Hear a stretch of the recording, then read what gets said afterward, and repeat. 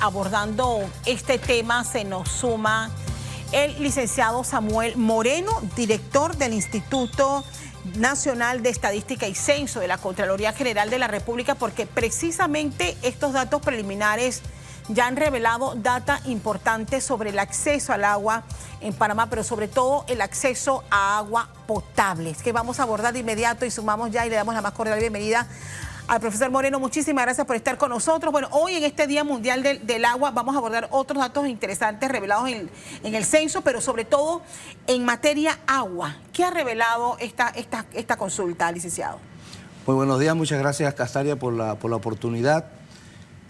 Podemos decir que ya el censo está en su fase final, post-censal, y una de las variables importantes que nosotros preguntamos en el cuestionario era precisamente a todos los panameños, que ya tenemos en la data más de 4 millones de habitantes, ¿cómo obtiene el agua?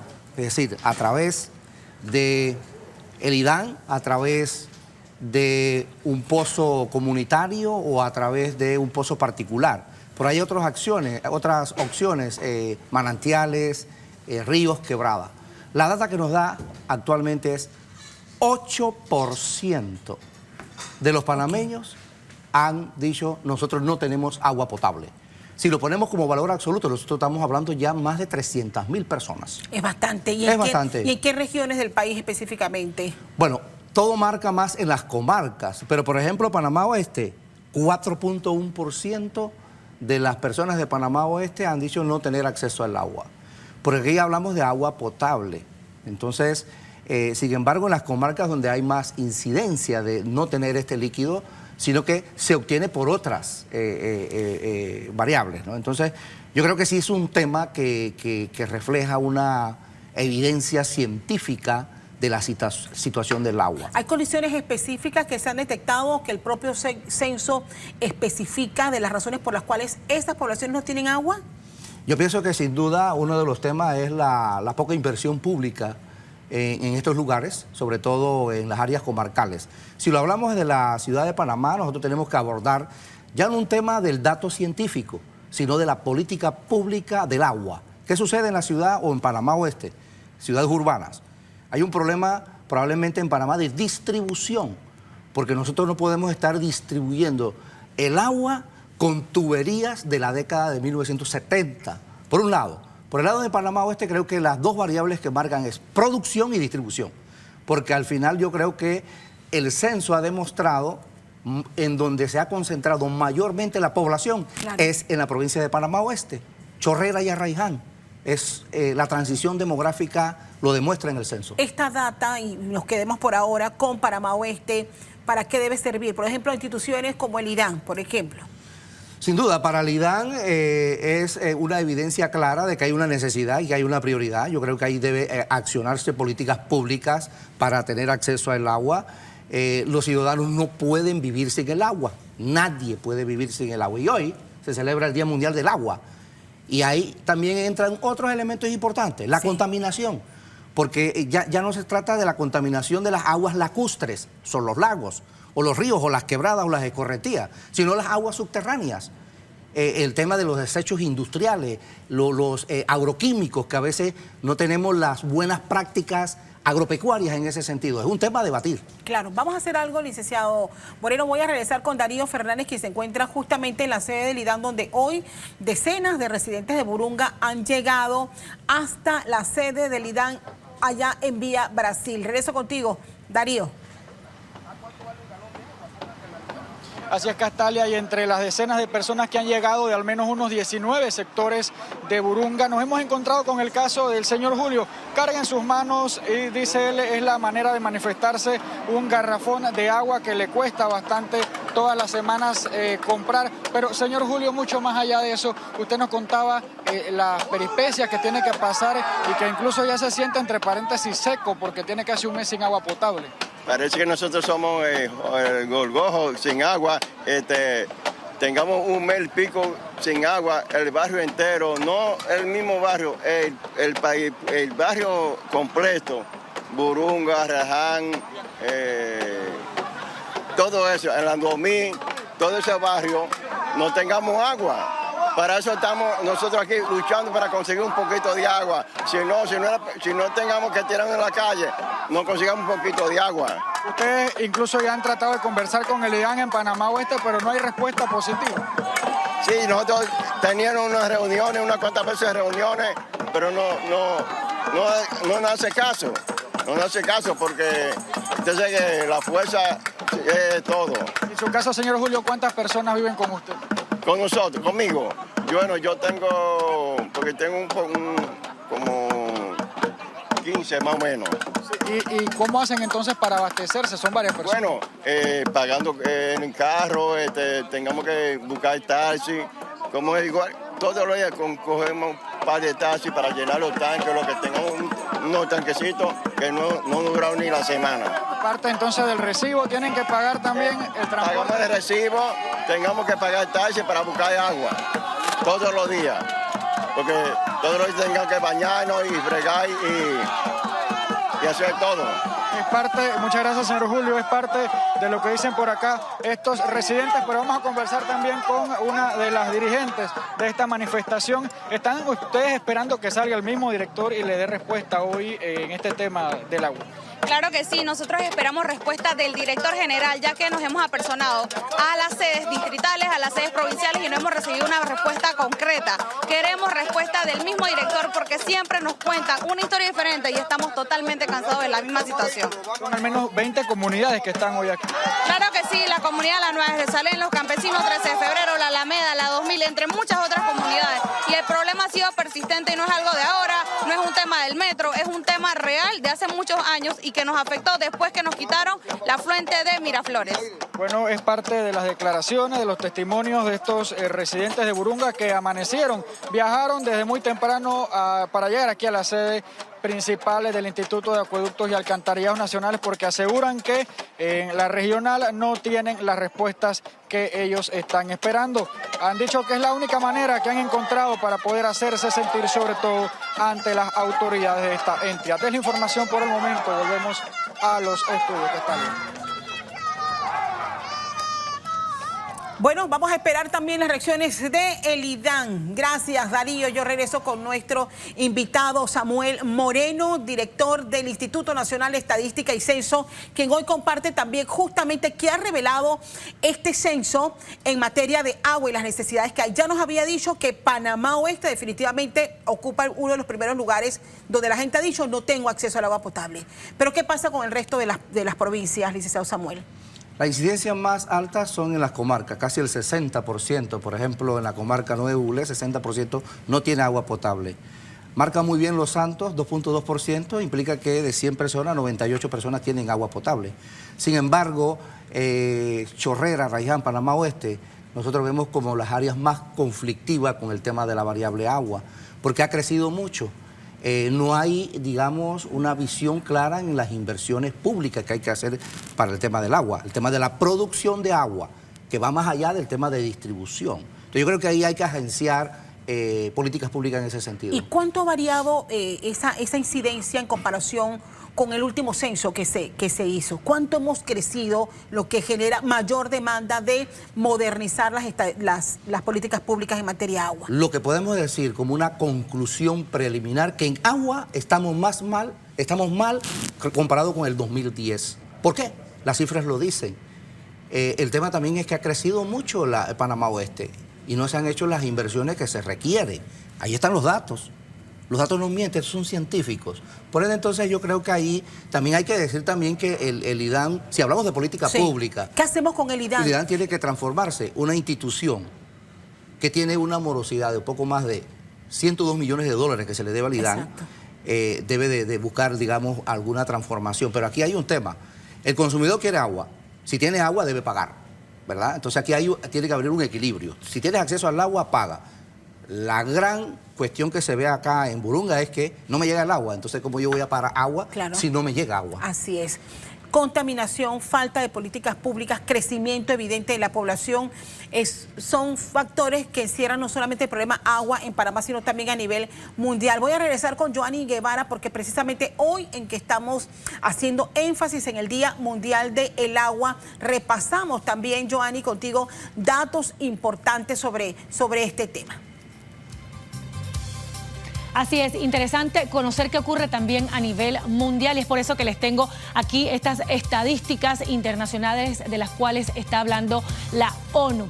Iniciamos aquí al año específicamente, según las estadísticas de la ONU, 1,4 millones de personas mueren por enfermedades relacionadas con el agua. Estábamos hablando sobre todo aquellos parásitos que afectan nuestra salud. También se reporta 2.000 millones de personas sin agua potable en el mundo. Estamos hablando de una de cada 4 personas. Ese es el reporte que ellos manejan. También 3.600 millones de personas no tienen saneamiento seguro. Esto obviamente tiene que ver también con el agua. Mientras tanto, allí tenemos el reporte de 44% de las aguas residuales domésticas no se tratan de forma segura, o sea, no tienen un tratamiento seguro. Es el reporte también que maneja la ONU. Mientras tanto, ¿qué es lo que se prevé para el año 2050? Que la extracción de agua, o sea, la demanda de agua aumentará en un 55%. O sea, estamos hablando de la elaboración de pozos para poder extraer aguas. Dice que aumentará de tal manera que les ha llamado la atención. También importante, reiteramos lo que se ha mencionado por parte de estas estadísticas a través del censo que se ha hecho. 7.4% de las personas, o sea, 280.000, no tienen agua potable en Panamá. Esto viniéndonos ya al plano aquí nacional. Y lo que se ha reportado es que las provincias más afectadas son Bocas del Toro, Darién, Los Santos y Herrera. Esto según la información que se proporcionó hace algunos días a TVN Noticias, y esto sin contar también la información que ha resultado en las áreas más lejanas como las comarcas, por ejemplo. Así es que también estaremos muy pendientes de lo que allí transcurra. Castalia, vuelvo contigo. Interesante los datos que seguimos analizando con nuestro invitado. Y el problema del agua, y lo estamos abordando también con Fabio Caballero, es que lo decíamos más temprano, la solución para obtener agua son los pozos. Pero en algunos sitios como Darién se secan en algunas épocas del año, porque se ha afectado las aguas subterráneas, pero la otra también es la contaminación de aguas subterráneas. Sí, correcto. Por ejemplo, mi familia son de Los Pozos, que se puso el nombre Los Pozos porque había muchos pozos, pero todos esos pozos se secaron. Es increíble una población que está recibiendo agua a través de carros cisternas. O sea, imagínense cómo es el problema, ¿no? Y yo creo que aquí definitivamente que el censo ha demostrado muchísima falencia en la variable agua. Pero también hay que hablar de la variable energía eléctrica. Vamos para allá. Energía eléctrica es otro de los servicios más demandados y que ocupa uno de los primeros lugares también en quejas recurrentes. ¿Qué señala el censo con respecto al servicio de energía eléctrica? 9% de la data ha señalado no tener energía eléctrica. Es decir, que a sus hogares la energía que es utilizada es a través de otros componentes. Querosín, diésel, leña, gas, otros elementos. ¿Estamos hablando de cuántos aproximadamente? Estamos hablando casi de unos 350.000 personas que no tienen acceso a la energía eléctrica. O sea, y con estas variables, por ejemplo, con falta de más afluentes para hacer hidroeléctricas, con toda la situación que genera el ceder ríos para generar mayor energía. ¿Qué hay de las energías limpias, por ejemplo? ¿Entra ya dentro del censo estadística que nos indique que estamos migrando hacia otro tipo de energía? Sí, mire, cuando nosotros analizamos la matriz energética de nuestro país, tenemos que observar 3 componentes: producción, distribución y también transmisión. En la transmisión tenemos un monopolio natural, que es ETESA, la que distribuye la energía eléctrica.